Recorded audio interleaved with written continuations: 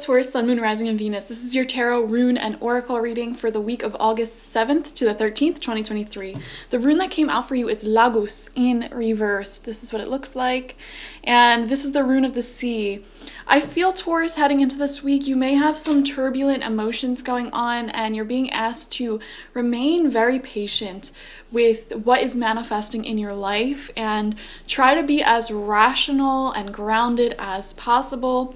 Deep breaths in and out, and just keep focused on what is logically working, being rational, and that will help guide you to have a really good week this week. So your oracle cards are perfect timing. Yeah, there's a lot of messages here about timing and things coming in for you at exactly the right moment, and there's no need for you to force or chase anything to occur. Like, just sit back, relax, be yourself, focus on you.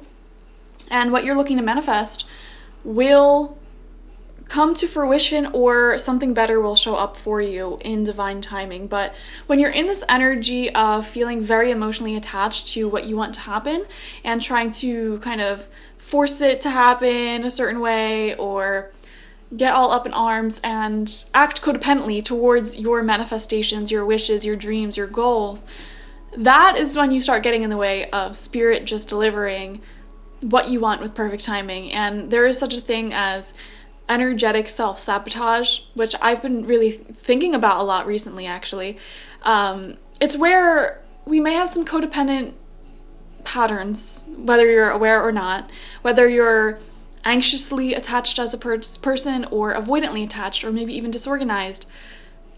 You could also carry that trait into your goals, your dreams, your wishes, and how you have a relationship with the universe with those goals, those dreams, those wishes. For example, if you have a pattern of being codependent in relationships, it will be harder for the universe to deliver your manifestations when you are acting codependently towards them. You know, when you are just kind of in the energy of waiting and trying to force it to happen, being up in arms about it, overly emotional that it's not in your life, or you want things to go a certain way, you are energetically blocking yourself from that manifestation. And Spirit's saying, when you fall back into a secure way of living, everything just flows immediately to you. Like, you'll notice.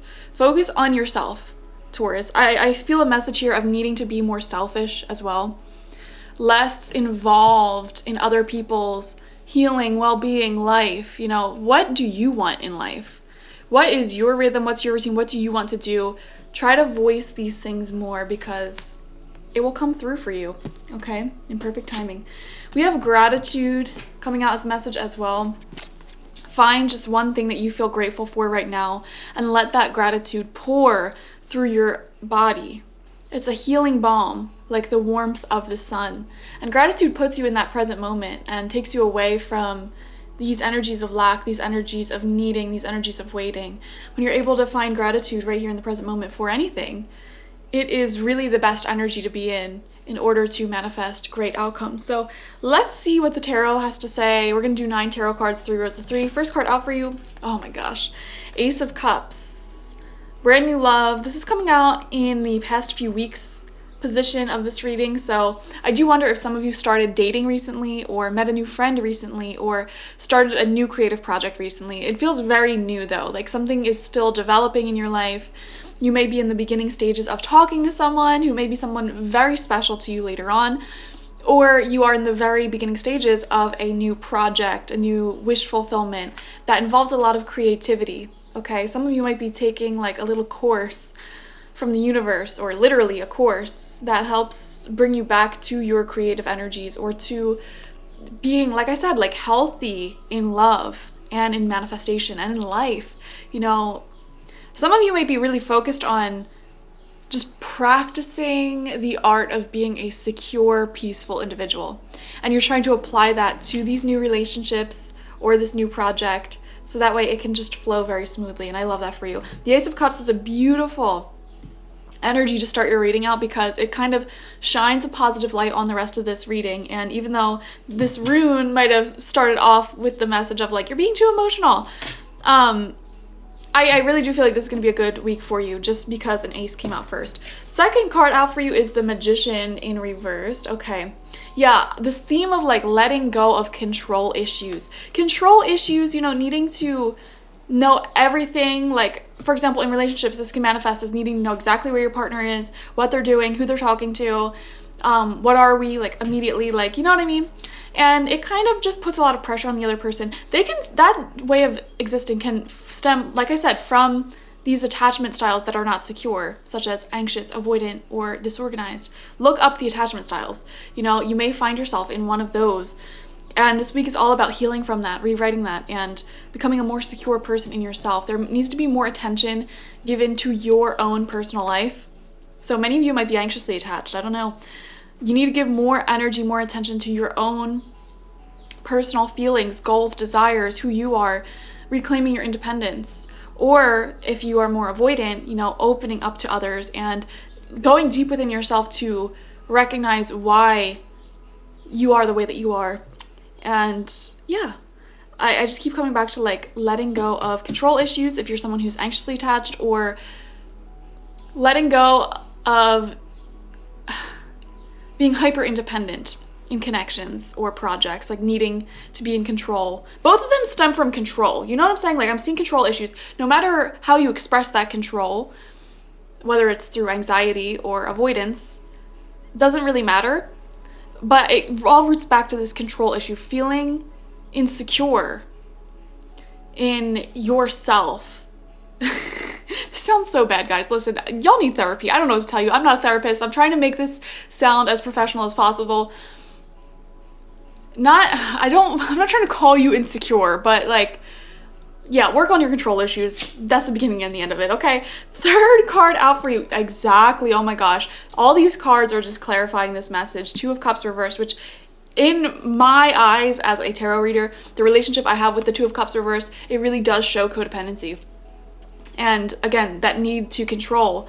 So whether you're like needing to know, and this could, like I said, happen with your manifestations. Like, universe, I need to know exactly how this manifestation is going to come through, exactly how this relationship's going to turn out, and I'm going to do this reading and that reading, and I'm going to look into this person's astrology chart, and I'm going to like figure everything out, and I'm going to solve every single one of their problems and try to help them change in order to be the person that I need them to be. And when we approach relationships or projects or goals in that regard, it is codependent, because you are focusing so much on the other person and trying to sculpt them, mold them into what you need it to look like. Same thing with your goals, trying to sculpt the outcome to exactly what your vision is, instead of just reeling it back into yourself here in the present moment. What feels good to me right now? What am I being guided to learn right now? What do I need right now? What agreements need to be made right now? You know, what can I do in my personal life to make myself happy? Your emotions are in your own hands. Nobody can steal your peace. That has been the mantra of the summer in these readings. I always keep coming back to that phrase in readings. Nobody can take my peace. I am in control of my peace. No man, no woman, nobody can take my peace. If a relationship or a certain project in my life is making me feel anxious or making me feel uneasy or out of control, that feeling stems from within, not this person, not this thing that's outside of myself. Nobody can steal my peace. You need to reclaim accountability for your own emotions here. And it'll change your life when you do that, honestly. Like, you will become so peaceful. You will become so clear-minded. And I just really keep coming back to this message of like healing the relationship you have with yourself. Second row out for you, fourth card, we have the Fool in reversed. Okay, there's a fool's journey waiting to, you know, take place here. Dive right in. But I want to see the card next to this. Okay, center of the spread, Two of Wands. It's time to take the leap. It's time to trust, have faith in things. There's definitely a new energy for you this week that may have already been introduced in your life in previous weeks. And like I said, it could be a relationship, it could be a project that you're working on. It could be just a new mentality that you're taking on, a new schedule for yourself. And this thing has so much potential with the Two of Wands to grow into something much greater than it is right now. Honestly, Two of Wands to me is the card of like great potential. Like there's a lot that can be experienced here, a lot that can unfold. Sixth card out, Eight of Cups reversed. Okay. Yeah, guys, I feel like I just feel like you have been in a codependent relationship in the past. Okay, and that might have came to an end. And now it's almost like I'm seeing there's a new opportunity this week or these past few weeks of like love to enter again for some of you guys. And the question is, will it be codependent this time? You know, have I healed? Have I learned from these problems? Have I grown? The fire speaking. Spirit of fire is coming through in your reading, which is a beautiful spirit. The spirit of fire rules over passion and lust and life itself. So I feel like the spirit of fire is telling us that they are breathing life back into your life, you know, breathing that passion back into your life in the form of this project or person, whatever it is for you. It could be both for some people. But the question is, will you stand on your own 2 feet this time around? Will you be secure? Will you not let yourself get so involved in this that it takes you on a roller coaster emotionally? And, you know, this is something that I went through myself, like, and I don't think this has been talked about anywhere, and if it has, I haven't read it, I haven't heard it.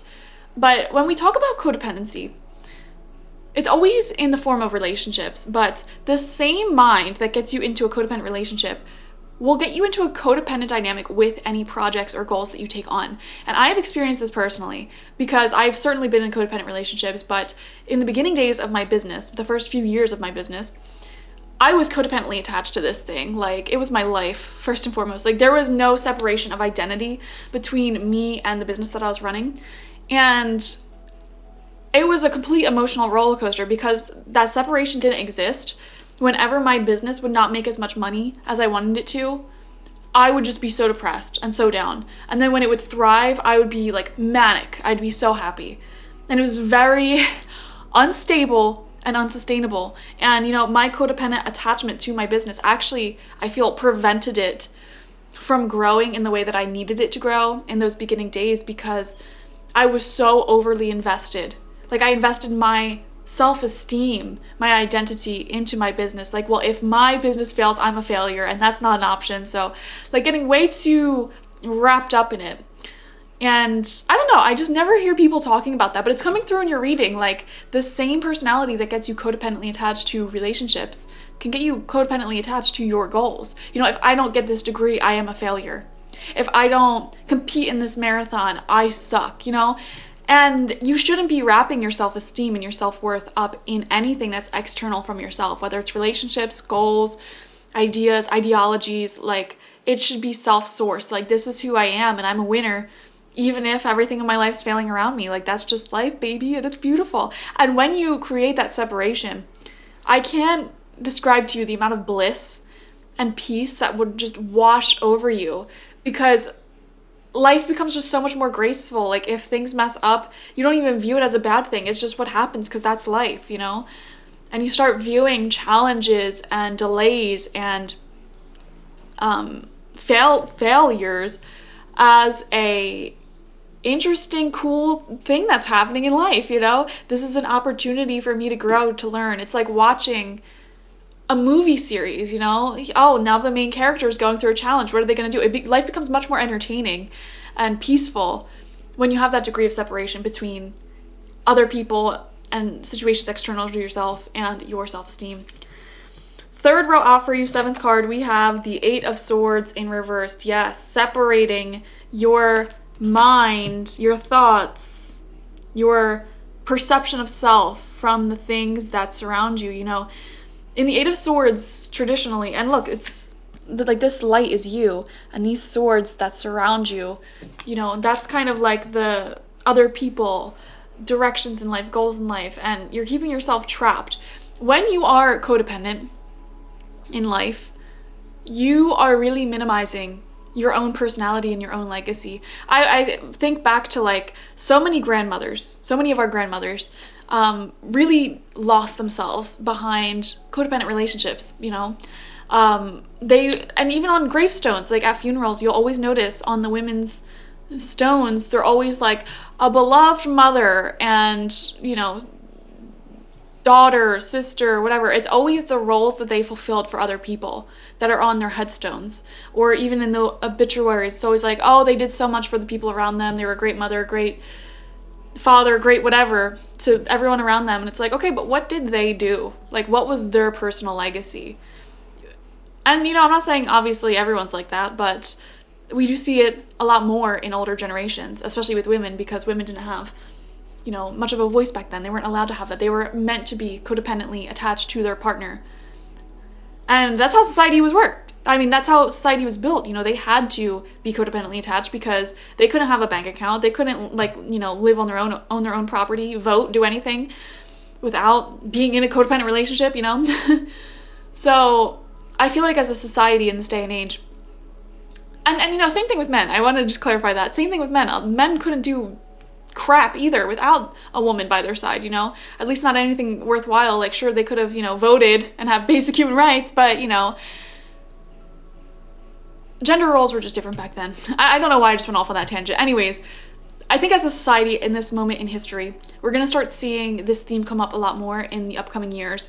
And we're all being asked collectively as a society to kind of heal ourselves out of this codependency and go back to a place as humanity, as a race of humans, where we are a bit more independent while also being very loving and open emotionally towards each other. I feel like the mental health department will be doing major upgrades in the human race in the next 100 years. So it's coming through this week for you, though.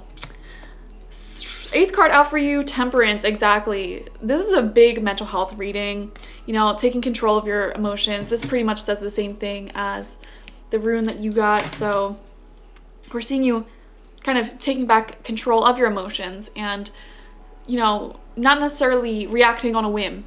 You know, when your emotions are just kind of wanting you to do this and that and this and that, being very reactive emotionally, you're taking back control of that. And I just see you succeeding.